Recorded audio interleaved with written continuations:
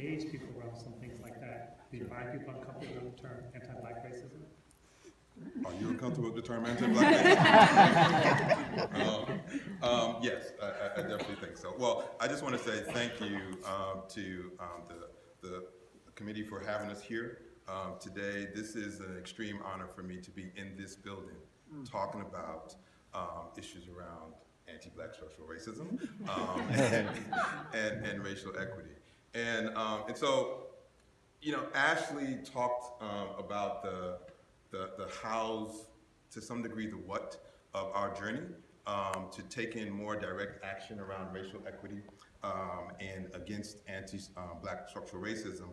But what I want to do today is to talk a little more about the whys, because I think the whys is actually at the core and more important than the how-tos and the whats.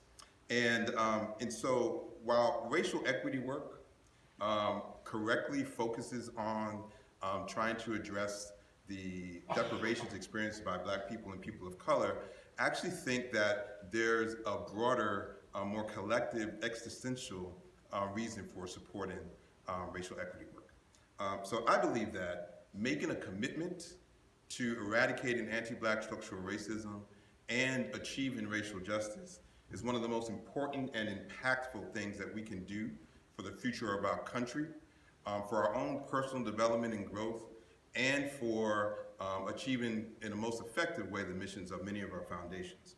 So before I dig into that assertion a little bit, I wanted to, as Dr. Powell said, talk a little bit about definitions of anti-Black structural racism and racial equity. So structural racism, the way I define it, is systemic normalization and legitimization of an array of historical, cultural, institutional, and interpersonal dynamics that routinely advantage white people while producing cumulative and adverse effects and outcomes for people of color. Anti-Black structural racism is the term used specifically to describe the unique discrimination and harms and violence imposed on Black people. And moreover, we see anti-Black structural racism as the foundational architecture, the blueprint, if you will, for the tools, the strategies, the tactics, and the cultural worldviews that have been used to propagate and maintain racial oppression and exclusion in this country and throughout the world. Racial equity is the social, and you talked about this in terms of targeted universalism, but racial equity is the social, political, and economic condition that would be achieved if one's racial identity no longer predicted, in a statistical sense, how one fares in society. But racial equity, again, as Dr. Powell said, is more than just equality or fair treatment. It has to fundamentally require that the persistent racial inequities that we see are both resolved and repaired. And so moving back to talking about our foundations and how we, and the initial statement I made, while there are a lot of questions that foundations need to explore when they are talking about and thinking about whether they're going to directly deal with racial equity work, there are two questions that I would put that I think are fundamental. First, what is your most ambitious, what is your best vision for the future for this country? And second, do you think you can achieve that vision without eradicating anti-Black structural racism and without achieving racial equity? And so, some of you may be thinking that if your vision of the world actually is the status quo, is what we have right now, then no, you don't have to eradicate anti-Black structural racism, and you don't have to try to achieve racial equity. However, or indeed, in this current political and social reality that we're in, we are where we are right now because we've turned a blind eye over centuries to not dealing with stamping out anti-Black structural racism and building up the capacity and the promise of achieving racial equity in this country.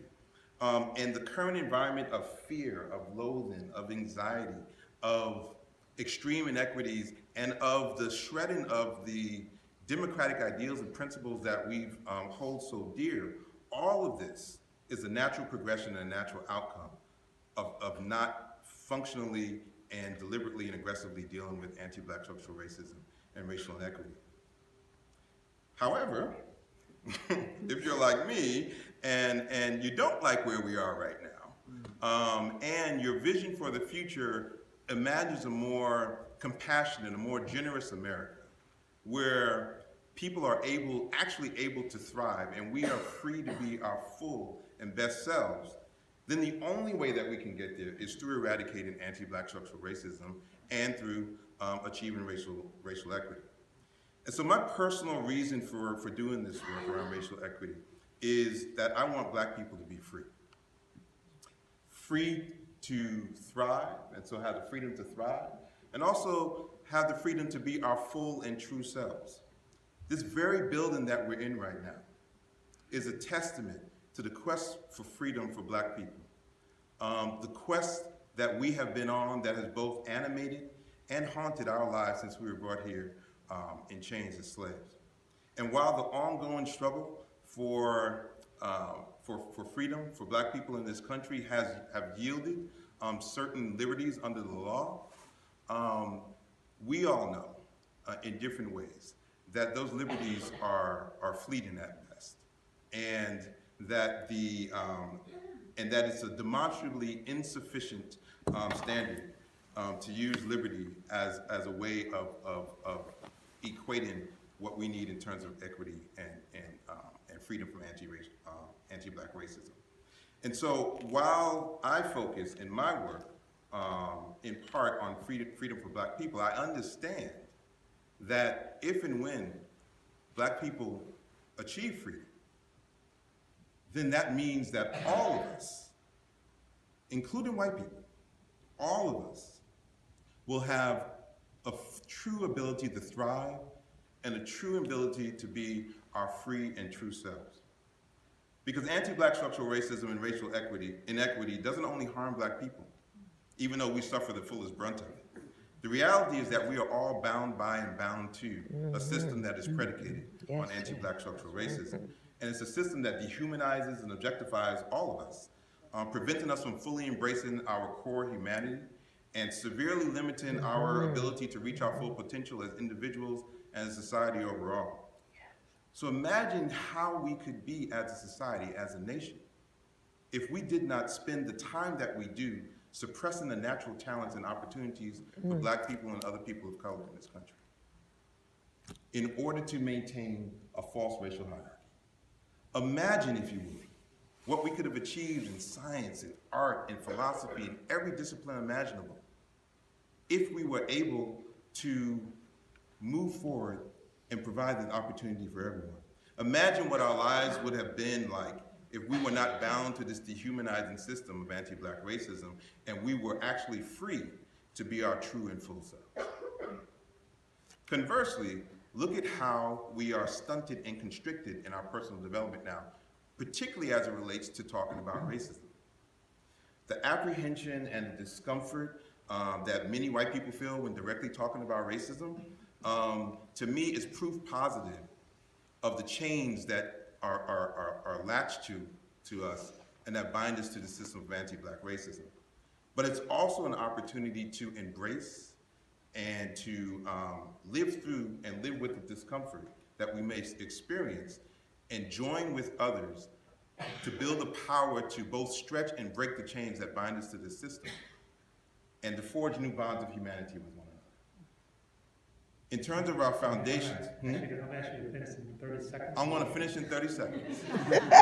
So I think in terms of our foundations, I think, adopting a focus on anti-Black racism and achieving racial justice is one of the things that really makes us more effective in terms of achieving our missions. But I'll leave you with this. If we want to right the wrongs of the persistent legacy of slavery and racial discrimination, if we want to be free to strive together as a full human family, maximizing the talents of all for the good of all, and if we want to be more than the faintest shadow of what we could have been, then in our work and in our daily lives, we have to make a commitment to focus on eradicating anti-Black racism and achieving racial equity.